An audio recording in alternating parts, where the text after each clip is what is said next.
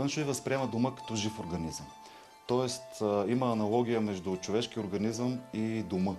Ако следваме тази аналогия, входната врата е устата на дома.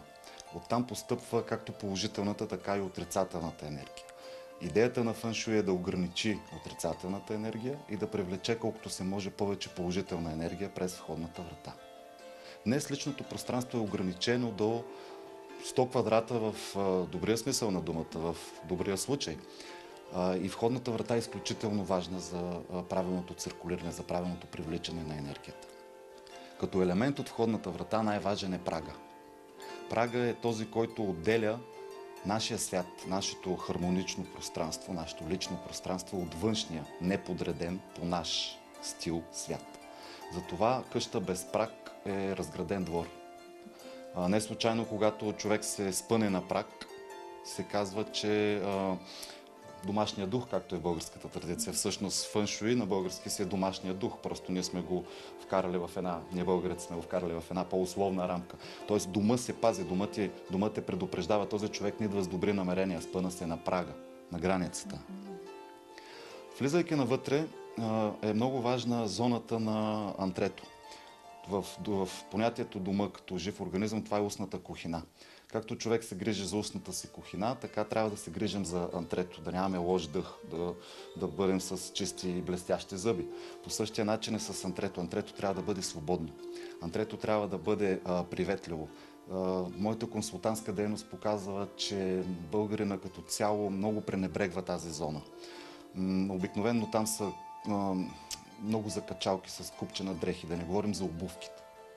С обувките в дома се вкарва не само външна енергия, чужда, но се вкарва и физическа мърсотия, вкарва се енергията на външния свят като цяло. Не случайно нашите баби на село, знаете, че винаги ни карат да се събуваме дори извън къщата. Отново български, фъншуй по-български. Обувките трябва да не се държат безразборно в антрето. Обувките си имат място, това са шкафчета за обувки, идеалният вариант затварящи се. Дрехите на портмантата и на закачалките следва да бъдат сведени до минимум, т.е. това, което е оборотното за семейството за дадения сезон.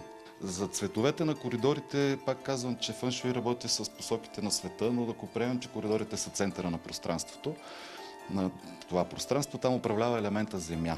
Там цветовете са жълто, охра, оранжево, може да се използват такива светлите нюанси на тези цветове. Идеята е да създадем един ведър коридор. Ведър коридор. Светъл ведър коридор. Защото последно време е доста модерно по-тъмните нюанси да се използват и в коридора. Ако коридора има естествено осветление, може да се използват и тъмни нюанси. Но така моите наблюдения показват, че повечето коридори в нашата архитектурна среда в България са слепи коридори, няма прозорци.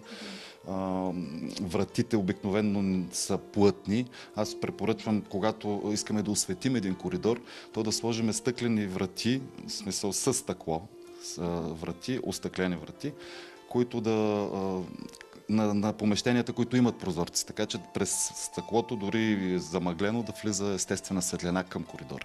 Голяма част от хората в едни такива малки коридори слагат огледала. Редно ли е в коридора да има огледало и как трябва то да се постави? Огледалото в коридора е добър активатор. Както казах, огледалото е много силен фъншуй активатор. Огледалото създава обем и чисто дизайнерски създава обем. Така че в малък тесен коридор огледалото е добре дошло. Огледалото в дъното на коридор също е добре, защото огледалото има свойството да привлича както и светлината, така и енергията, вселенската енергия към себе си. Така че в далечен ъгъл на коридор на пространство можем да поставим огледало, което да издърпва към себе си енергията, която малко стига до него. Важен елемент за огледалото в коридора и в антрето е то да не отразява входната врата. Да не отразява. Защо? Енергията си представете като лъч, светлинен лъч на фенерче. Когато светнем в фенерчето, с фенерче в огледалото, светлината се отразява и не заслепява, т.е. връща се обратно. Същото става и с енергията. Ако огледалото отразява директно входната врата, то връща огромна част от постъпващата енергия и я връща обратно извън дома.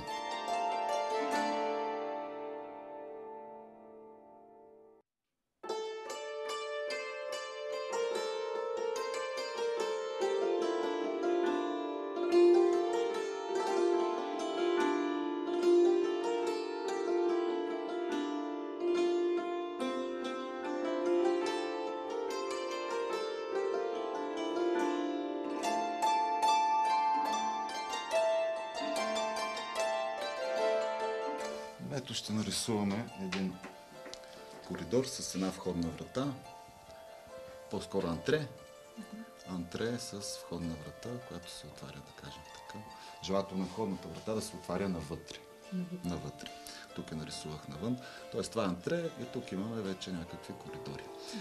Тоест не бива да поставяме огледало, ако тук беше стена, не бива да е директно срещу входната врата. Случайно не е срещу входната врата, защото имаме коридор. Трябва да изградим пространството така, че тук да е максимално светло и просторно. Тоест огледалото може да бъде тук, може да бъде и дори тук на тези страни. Не е директно срещу входната врата. Трябва да осигурим максимален приток на енергия навътре. Или всичко, което е като дрехи и обувки, ще сложим по краищата, тип портманто, тип шкафове за обувки, по този начин. Оставяме центъра празен. Това е идеята. Другото, което е важно в символиката, да кажем, на феншуи, е тук да има централно осветление, централна лампа. И според древните трактати, тя е добре да свети постоянно, денонощно, дори когато ни няма. Това е знак, както казах, антрето е устата. Това е знак към Вселената, че ти си буден, че ти чакаш, дори да те няма вкъщи, тя енергията си функционира и си циркулира.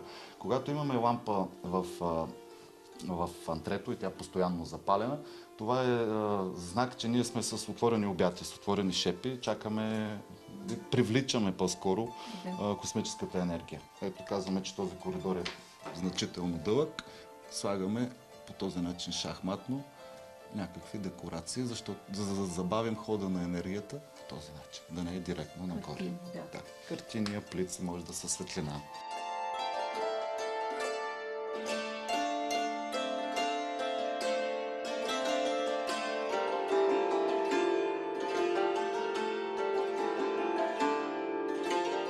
Обърнете внимание на входната врата на антрето, на прага, на състоянието на мазилката на стената пред входната врата. Представете си космическата енергия като неканен гост. Къде би влязъл един неканен гост? Там, където е най-приветливо. Нека превърнете вашата врата, вратата на дома, в най-приветливата на етажната площадка. Нека вашата врата бъде наистина сияйна.